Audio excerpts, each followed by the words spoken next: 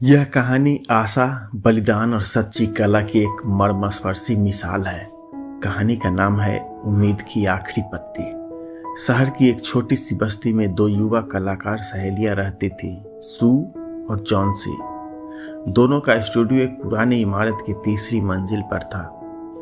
नवंबर का महीना आया और ठंड के साथ एक जानलेवा बीमारी निमोनिया भी शहर में फैल गई।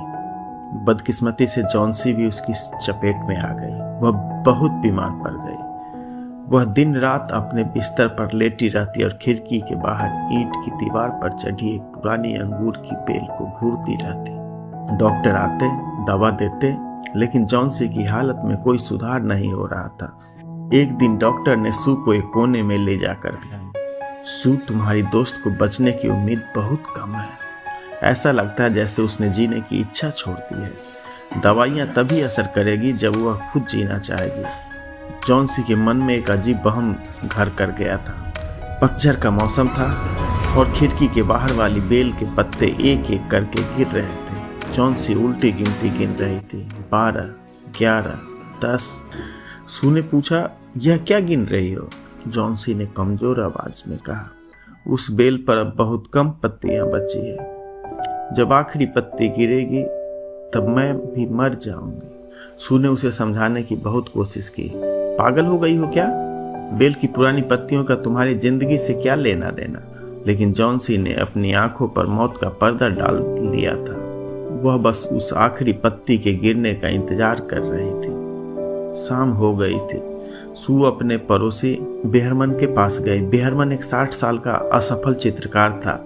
वह हमेशा कहता था कि एक दिन वह अपनी मास्टरपीस बनाएगा, लेकिन उसने कभी शुरुआत नहीं की थी। सू ने रोते हुए बेहरमन को जॉन्सी के पागलपन के बारे में बताया। बेहरमन यह सुनकर गुस्सा हो गया और बोला, क्या दुनिया में ऐसे बेवकूफ लोग भी हैं जो एक पत्ती के गिरने से मरने की बात सोचते हैं? लेकिन फिर उसकी आंखों में नमी आ गई। उस रात भयानक तूफान आया। तेज बारिश और बर्फीली हवाएं चल रही थी। खिड़कियां खड़खड़ा रही थी।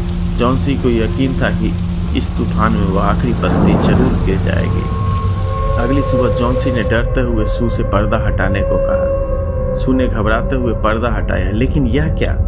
इतनी तेज आंधी और बारिश के बाद भी वो आखिरी पत्ती अपनी जगह पर टिकी हुई थी। वह अभी भी दीवार से चिपकी थी, गहरी हरी और किनारों से थोड़ी पीली। जॉन्सी उसे देखती रही। पूरा दिन बीत गया। शाम हुई, फिर से हवाएं चली, लेकिन पत्ती नहीं गिरी। यह देखकर जॉन्सी के अंदर कुछ बदल गया। उसने सू को बुलाया और कहा, सू, मैं कितनी बूढ़ी हूँ। उस आखिरी पत्ती ने मुझे सिखा दिया है कि उम्मीद छोड़ना पाप है। जब वह पत्ती तूफानों से लड़ सकती है तो मैं क्यों नहीं? मुझे थोड़ा सूप दो, मैं जीना चाहती हूँ। धीरे धीरे जॉन्सी ठीक होने लगी। 2 दिन बाद डॉक्टर आए और उन्होंने कहा, जॉन्सी अब खतरे से बाहर है, लेकिन मुझे एक दुखद खबर देनी है। तुम्हारे नीचे वाले पड़ोसी बेहरमन की आज सुबह अस्पताल में निमोनिया से मौत हो गई। सू ने जॉन्सी का हाथ पकड़ा और बताया, बेहरमन सिर्फ 2 दिन बीमार रहे। जिस रात तूफान आया था, चौकीदार ने उन्हें बेहोश पाया। उनके कपड़े और जूते पूरी तरह भीगे हुए थे। और पता है वहां क्या मिला? एक सीढ़ी, कुछ बिखरे हुए ब्रश, हरे और पीले रंग की प्लेट। सू ने खिड़की के बाहर उस पत्ती की ओर इशारा किया। जरा उस पत्ती को देखो जॉन्सी, क्या तुम्हें हैरानी नहीं हुई कि इतनी तेज हवा में भी वह पत्ती हिलती क्यों नहीं? डार्लिंग, वह असली पत्ती नहीं है, वह बेहरमन की मास्टरपीस है। उसने इसे उस तूफान रात में दीवार पर पेंट किया था, जब असली आखिरी पत्ती गिर गई थी, ताकि तुम्हारी उम्मीद न टूटे। यह कहानी हमें सिखाती है कि उम्मीद ही जीवन है। जब तक उम्मीद है तब तक जीवन है। मन का विश्वास दवा से ज्यादा असरदार होता है। परोपकार, असली महानता दूसरों के लिए निस्वार्थ त्याग करने में है। बेहरमन ने अपनी जान देकर जॉन्सी की जान बचाई और अंततः अपना मास्टरपीस बना ही लिया।